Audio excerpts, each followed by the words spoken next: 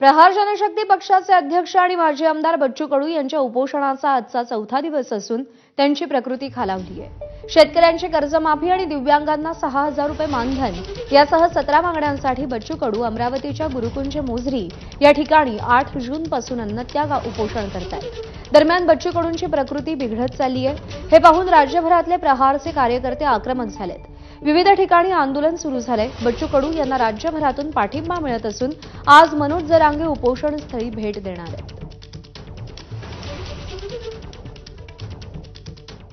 तर बच्चू कडूंच्या अन्नत्याग आंदोलनाला पाठिंबा देताना लक्ष्मण हाके काय म्हणालेत आपण पाहूया।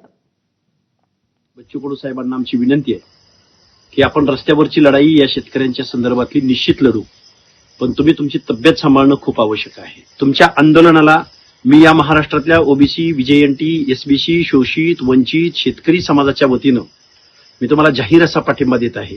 वेळ पडल्यास मी अमरावतीकडे यायला तयार आहे, येऊ सुद्धा शकतो, येतो, पण तुम्ही तब्येत सांभाळून उपोषण करावं। तुमच्या उपोषणाला माझा जाहीर पाठिंबा। आणि या उपोषणासंदर्भात अपडेट जाणून घेऊयात। प्रणय निर्बाण आपले प्रतिनिधी सध्या आपल्यासोबत आहेत। प्रणय, बच्चू कडूंच्या उपोषणाचा आजचा चौथा दिवस आहे, त्यांची प्रकृती कशी आहे आणि कशा पद्धतीने राज्यभरातून त्यांच्या या उपोषणाला आंदोलनाला पाठिंबा मिळतोय? नक्की प्रज्ञा, बच्चू कडू हे मागील 4 दिवसापासून अन्नत्याग उपोषणावर बसले आहे। राष्ट्रसंत तुकडोजी महाराजांच्या महासमाधीजवळ 8 तारखेपासून बच्चू कडू यांनी अन्नत्याग उपोषणाला सुरुवात केली आहे। शेतकरी कर्जमाफी आणि दिव्यांग आणि विधवांना 6,000 रुपये मानधनासह 17 मागण्या त्यांनी राज्य शासनाकडे केल्या, त्या अजूनपर्यंत पूर्ण झाल्या नाही। त्यामुळे अखेर बच्चू कडू हे उपोषणाला बसलेले आहे आणि या आजचा चौथा दिवस आहे, त्यामुळे त्यांची प्रकृती सुद्धा खालावत चालली।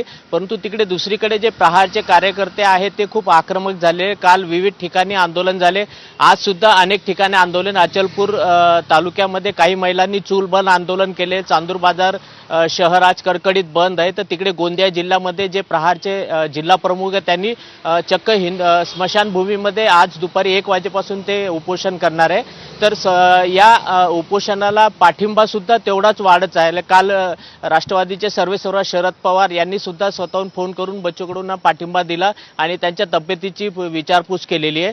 तर आज या उपोषण मंडपाला मराठा समाजाचे नेते मनोज जरांगे पाटील हे येणार आहे, त्यानंतर रोहित पवार येणार आहे, त्यानंतर रविकांत तुपकर, खासदार निलेश लंके, रविकांत तुपकर, महादेव जानकर सुद्धा अनेक नेते मंडळी जे आहे ते आज उपोषण मंडपाला भेट देणार आहे आणि बच्चू कडूंना पाठिंबा देणार आहे।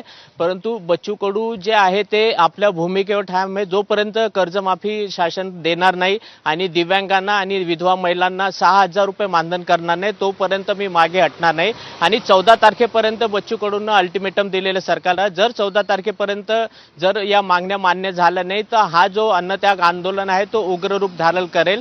सध्या गांधीगिरीने आम्ही आंदोलन करतोय, 14 तारखेच्या नंतर आमच्या अंगात भगतसिंग येईल असा इशारा राज्य सरकारला दिलेला। त्यामुळे बच्चू कडूंचा आक्रमक पवित्रा या आधी सुद्धा राज्याने, राज्यकर्त्यांनी अनेकदा पाहिलाय। बच्चू कडूंच्या या आंदोलनाची आता सरकारकडून कशी दखल घेतली जाते, मागण्या मान्य होतात का याकडे लक्ष असेल। अपडेट जाणून घेत राहू प्रणय, धन्यवाद दिलेल्या माहितीसाठी।